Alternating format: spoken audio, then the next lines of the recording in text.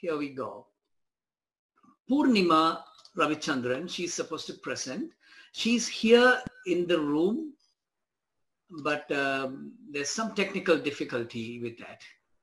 Hello? Oh, hi Purnima, are you there? Hello. Yeah. Go ahead. All yours. So something about Purnima, so she's a senior process engineer, Hoagland Solution, Tausenberg, Norway. She's an MBA, BSc in Technology, Mechanical Engineering. She's working from Chennai, India. So she's a business entrepreneur developing software for procurement for shipping logistics. So here we go, Purnima, all stage set for you. Hello, thank you for the introduction. And yeah, it was nice to be a part of this evening forum. Good and very nice points have come out. Could you have my presentation up, please? Yes, sure.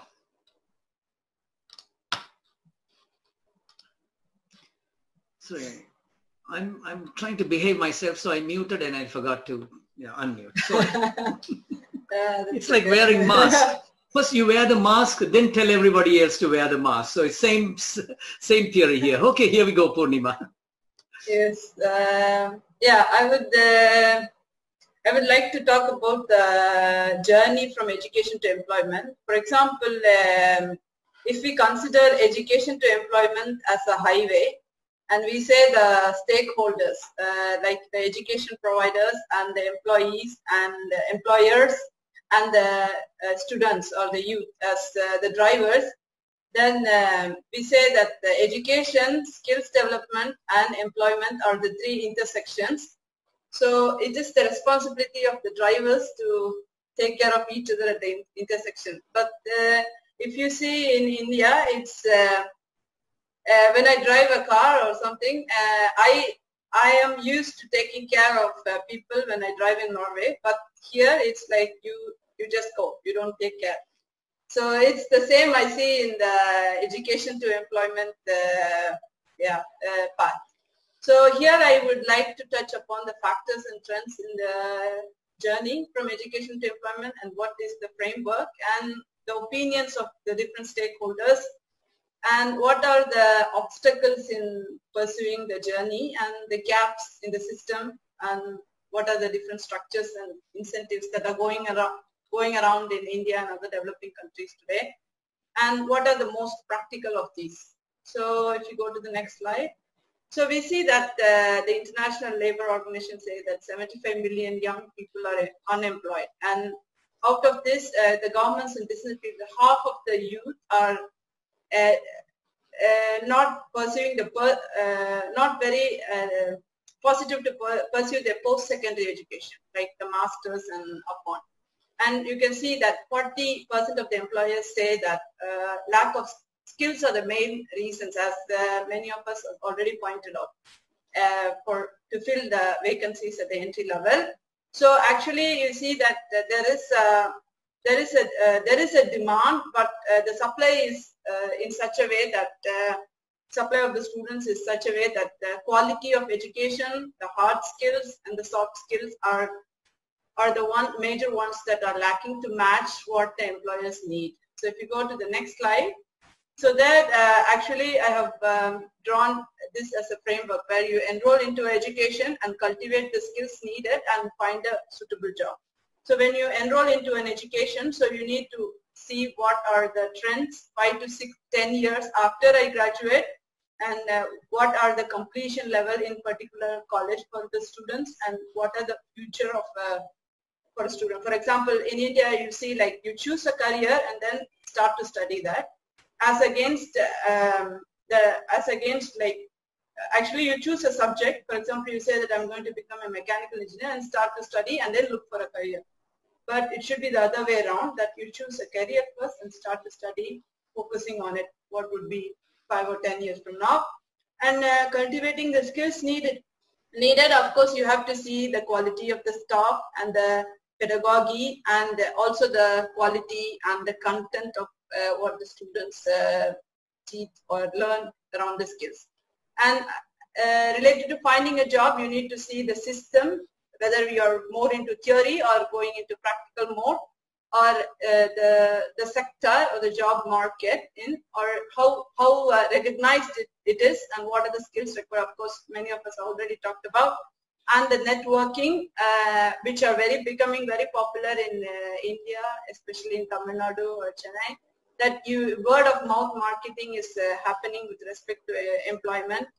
Also, connecting graduates with students and other career fairs and campus placements are becoming very popular, which used to be already there before as well.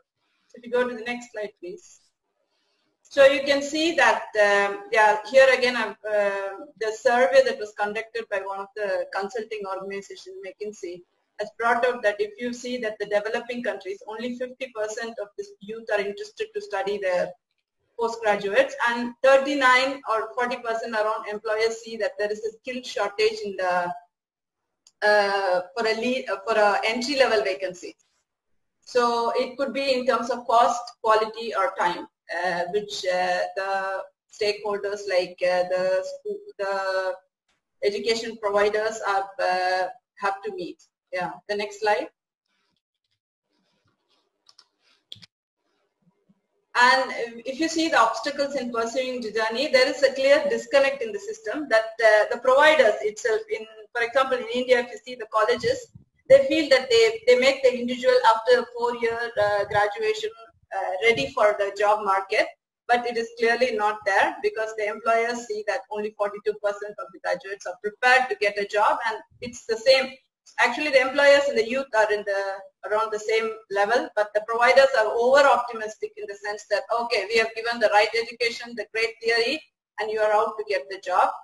So there is a clear disconnect in the system. And if you go to the next slide. And here I have just brought out a survey that was conducted by McKinsey again, where you see that if you see how well informed you are in pursuing a post-graduation, or down you see how well informed you are in pursuing a high school study. So you see like only 2 on the above first 2 are very interested in 2 groups actually out of 7 are very interested to, I'm very focused and prepared, they say, are very interested to pursue a post-secondary education. And down the lane you see like the 2 of the main reasons for people to be dropouts or not continue their post-secondary education could be like too cool or they are too poor. Either the money is not available or they are not, they just don't care about it. So if you go to the next slide. So employers, here I have brought out some initiatives, like employers might design a curriculum for the students, and employees could be a faculty. Actually, they can talk about the practical things, bring out the practical things that they see in a day-to-day jobs for the students. And education providers also could allow the students to spend half of their time in the employer's side, like in the form of internship and some research-based thesis, or making it more practical. Because I have seen that in the Western side when I was studying outside of India. So I would say that, as Renuka pointed out, that it should be it should not be a linear sequence. Instead, it should be a continuum. That education to employment should be a continuum where one leads the other. And if you go to the next slide. So here I have brought out the structures and incentives that could be given. For example, in colleges in India, if you see, universities are very keen on bringing in students, attracting students.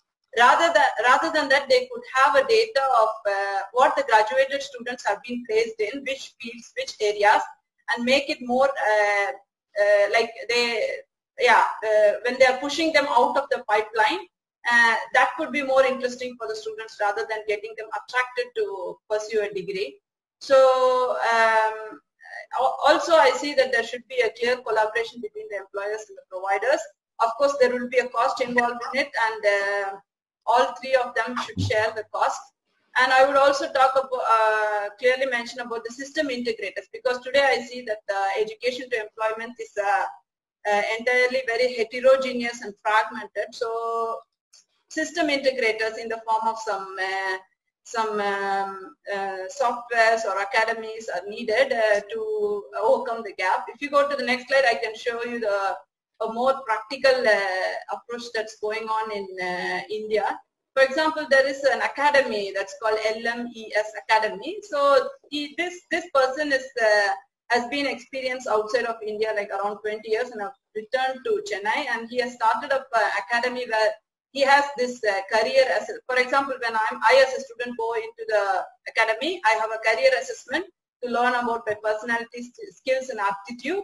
And then I have a career library wherein I will have 200 career options, explaining me about the career options, and then which colleges entrance exam I need to write to in order to get a placement in that college. And then the third module would be like talk with the career experts who have been living in that area, working in that area for 5 to 10 years, and get basic information about what it means actually, and then continue your studies. And then the scholarship information. Of course, the module also has an inbuilt scholarship information about where you get scholarship for which college, which research, and of course the college ranker. Because if you see in Tamil Nadu, we have like around 500 engineering colleges and 300 post-graduation colleges. But actually, you see that there are 15 million engineers every year coming out, but we have only like 0.7 postgraduate, like who pursue postgraduates after engineering. So it's important that you see the college ranking before you go into a college, and you see the pass percentage. And we have some ratings like NAAC grade, NIR rating, and AICTE approval. So it's important for students to see this. So there are modules that are built up into this LMES Academy, and this is only a sample, but there are organizations that are growing in this kind to motivate students from the 10th or 12th standard level. And so yeah, so that was my last slide, and that's it. Yeah. So I say that it's only a small step for a man, but a great step for a mankind. Thank you. Thank you very much, Purnima. She's speaking from Chennai, Tamil Nadu, the capital city of Tamil Nadu, beautiful city. I started my career as a doctor. I studied at the Madras University, Chengalpet Medical College. Really a very eye-opening presentation there with entrepreneurship, and so encouraging to hear that. Now இப்பொழுது நேரம் 10 மணி 10 நிமிடம். நான் இப்ப இந்த radio announcer மாதிரி இலங்கை ஒலிபரப்பு கூட்டுத்தாபனம் தமிழ் சேவை ஒன்று. இப்பொழுது நாங்கள் we have come to the tail end of this. We may have another 20 minutes. I would like to hear some comments from, let me invite Swarna Mohandas. She is here. I mean, there you go. You can, there you go, Mrs. Swarna. You have a minute to give your comments.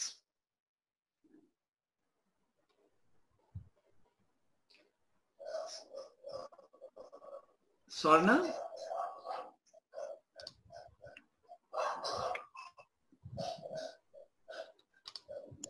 Yeah, there you go. Okay, right. Thank you very much. And I need to give my appreciation to Niranjan and to Didi for joining me in this forum. It has been a fantastic journey for me. And my appreciation to all of you. The speakers were wonderful, very important comments and observations. I'm very much involved with education to Australia and on the migration sector. And one thing that I find is our students are highly educated. But when it comes to IELTS and TOEFL and or any other English qualifying exam, they find it very difficult to score the marks. So I would agree that English is a very important area for us to focus on. And of course, it's a long journey. There's a lot to fill the gaps for our children. Transformation is not going to be easy. However, I think there should be a start, and If there's any way I can help you, I'm sure along with Didi, who has already offered his services as a mentor, we are very happy to help you. Thank you very much for the opportunity given to talk. Thank you so much, Swarnamalli Mohandiramage. Hope I pronounce your name correct. I'm really sorry about that. You're almost correct. Thank you. Okay. Now we have Lasantha Mendes. Are you there, Lasantha? I saw your hand going up. So I'm going to unmute you. I think... Yeah, hi. Hi, Lasantha. Yes, go ahead. Your comments, please. You have a minute. Yes. Thank you very much to all the presenters. You know, you did a beautiful job, very informative. What I want to say is, I think the first speaker spoke about, you know, the lack of opportunities. I think what we need to do in the North is to, you know, kind of create a database of how many graduates come, which stream, and so on and so forth, so that the, you know, the big companies know exactly what's happening. Because if you look at what is happening in the South, you know, most of those companies come and advertise, you know, within the campus premises in Colombo, and that's how they get the best talent. So I think where Jaffna is concerned, you know, we need to get that awareness going, you know, so that these children will not get disappointed at the end of the day after completing their bachelor's degree. Secondly, the lady who spoke about the English club, I just want to tell you, if you want any support with regard to the Toastmasters, you know, getting Toastmasters involved in a big way, please contact me. You know, Niranjan knows my contact details, and we'll be happy to get, you know, the Toastmasters move in a big way in the North. Thank you very much.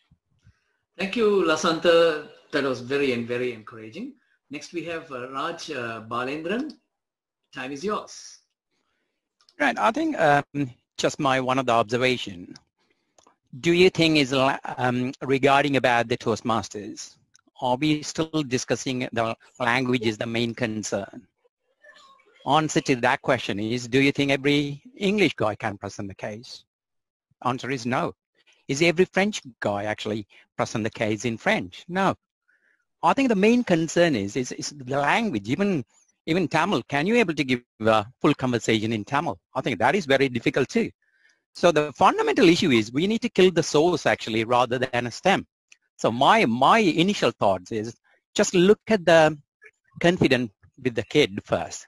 Look at the boy or girl. Look at the confidence. Is it this girl or boy can talk in Tamil first? And you look at it in the second step and say, right, this person can talk. Right. Language, I don't think so. Any other countries, actually, languages is not a problem. The problem is a confidence. If we kill that problem, I'm sure our community will grow up very quick. That's my view anyway. Thank you. Great view, Raj Balendran. I totally agree. That's a, you know, you planted the seed. Lasantha, you have something to say? No, I'm fine. Thanks. Okay. So with that, I think we are across 2 hours and 15 minutes. I think we have here, yes, Galaxy S10 is going to give his comments. Sorry. I can see as Galaxy S10. All right, I'm trying to unmute you. Okay, you can unmute. That's right. Here we go. Introduce yourself, sir. Yeah, I'm Kaushal Rajapaksa. Wow, we were searching for you, Kaushal. Yeah. Go ahead, that's all yours. Yes. So since you are coming to the end of the program, I thought I'll make some comments. In fact, I'm the president of the Plastics and Rubber Institute of Sri Lanka, and I have been in communication with Professor Meena about our institute. Can you hear me? Yes. Yeah. So really, we have started our courses. The problem we are a 60 years old institute providing education, especially for the polymer industry. we had the problem of accessing the outskirts of Colombo to get our courses, train the people outside Colombo. So now it's a good opportunity because we have started all our online courses and webinars and training courses and all that. So I was trying to get connected to a university, but I didn't get an opportunity. So if somebody can help to do that, we are prepared to impart our knowledge on polymer with our experts panel that we have. So this is the message for the Jaffna universities, and also Niranjan also can help us. And also a little bit on this Toastmasters, we are Lions. Lions, as Lasanta said, we have a specially formed Toastmaster club called Lions Toastmasters. So I could help Professor Meena to connect, because every Wednesday we have our meetings. Connect if you like to take part one of few of your students to observe the meeting. Okay. That was very kind of you, Mr. Rajapaksa. I'm sure Niranjan would coordinate. Next we have Dr. Surendra Kumar here. He's from Jaffna. He's a professor at the Jaffna University Medical Faculty of Community Medicine and the Family Medicine. And he's a big all-rounder and a great friend of mine. Dr. Surendra Kumar, all yours. Thank you very much, Varagunantan, for the opportunity, and also this bring all very good speakers and to enlighten. And we know this career guidance is a big challenge, and also we all are involving in this. So it's better that all these people put all together, and then some of the people suggested that to go to this community and then work in the community levels and the school and so on. So there must be a mechanism at all, because I have been attending these kind of sessions after even ending of this war, and that has been going on more than 10 years, but still we are talking in different platforms and people are trying in different ways, but all these things to be put it in together, and then there must be a way to take it up further for this betterment. And then the good thing that you have brought a lot of resources, and we need to find out the way to put all together to get the real outcome. Thank you so much. Thank you, Dr. Surendran. Then Velawa Dahe Marata Minute Dahe Tienava Inum Patanivadangal Irkandana Nerle Ipolode. Let me invite Jehan for his comments, please. Jehan, go ahead. All yours. Thank you. Now, we have to be very careful. For much of this seminar, talk has been about building the skills of the young people. But that isn't actually the key problem. I've been here in Jaffna for the last 5 years. I've done a lot of work meeting companies. I've written articles about that. I've spoken with other companies that I haven't written about. The key problem is attitude. And I will say that there are examples in Jaffna, and I will give you a few examples. One of the top software companies, the true world-class software companies, and I won't name it,